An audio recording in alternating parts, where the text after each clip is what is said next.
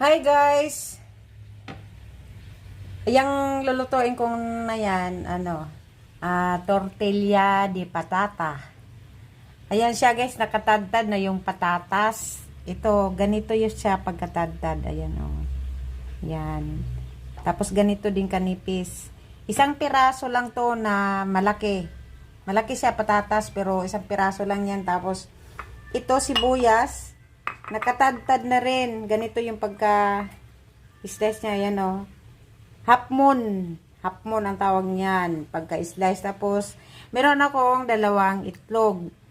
Yan lang siya. Tapos mamaya, siyempre, pag nagluto ako, kailangan ko ng mantika. Siyempre, pag panggisa, tsaka kunting asin, tsaka kunting paminta. Ito na guys. Ito yung maliit kong kawali o teflon. Meron ng mantika. Ayan, naglagay na ako ng mantika. Mainit na. Una, ilagay ko ang sibuyas.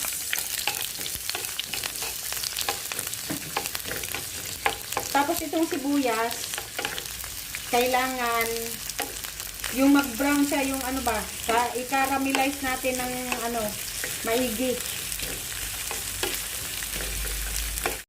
Ito na siya guys, na caramelize na, nag-brown na siya. Ayan o, nakita naman natin na brown yan. Ilagay ko na ang patatas. So, saluin natin ng maigi.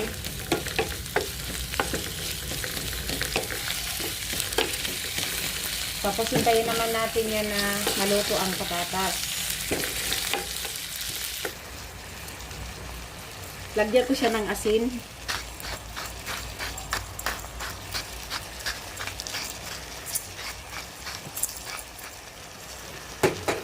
Tapos paminta.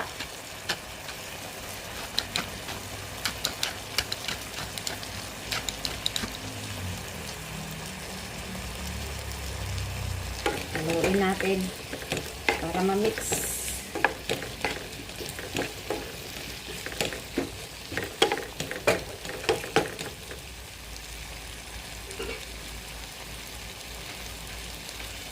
Takpan muna saglit para madaling maluto. A few moments later. Titingnan natin guys. Ayan, ito na. Yan, luto na yan siya kasi ayan na oh, malambot na yung patatas. Kailangan talaga maluto yung patatas. Ayan, okay na yan siya.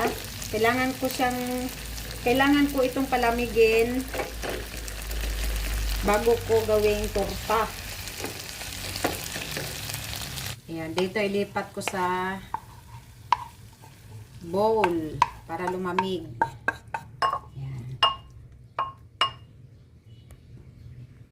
So, ito na guys. Malamig na ito. Tsaka ito yung dalawang itlog.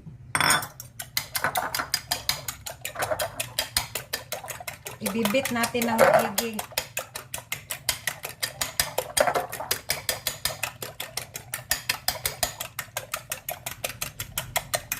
Yan, okay na yan. Silagay dito.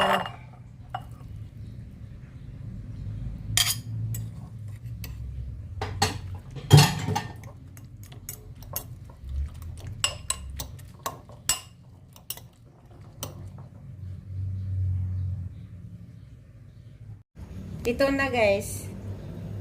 Maliit na teflon. Super liit. Maglagay ako ng kunting mantika.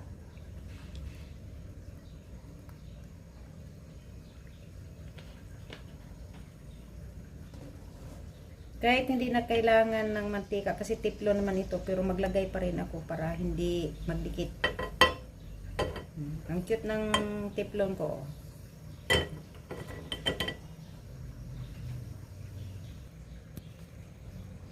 Ilagay ko na siya.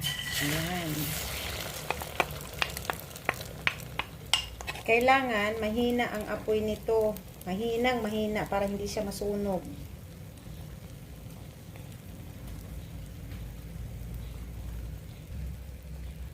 Tapos takpan natin yan. A few moments later. Tingnan natin. Ayan na. Kailangan ko nang baliktarin. Ang pagbaliktad yan, Lagyan ko siya ng bilog na pinggan sa ibabaw. Ayan na. Kailangan careful. Ito na siya, guys. Tapos, ibalik ko siya dito sa teflon.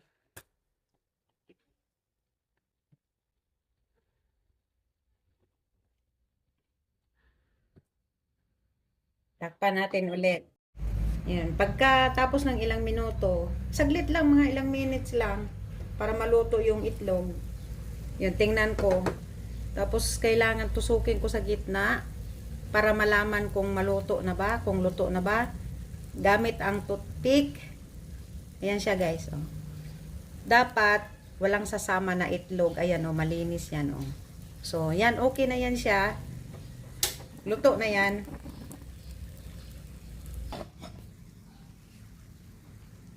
Yan, kailangan ko siyang ilipat sa pinggan. Yan siya, guys. Ayan, o, diba? Pwede yan pang breakfast at pang merienda sa hapon. Ayan siya, guys. Thank you for watching. Bye!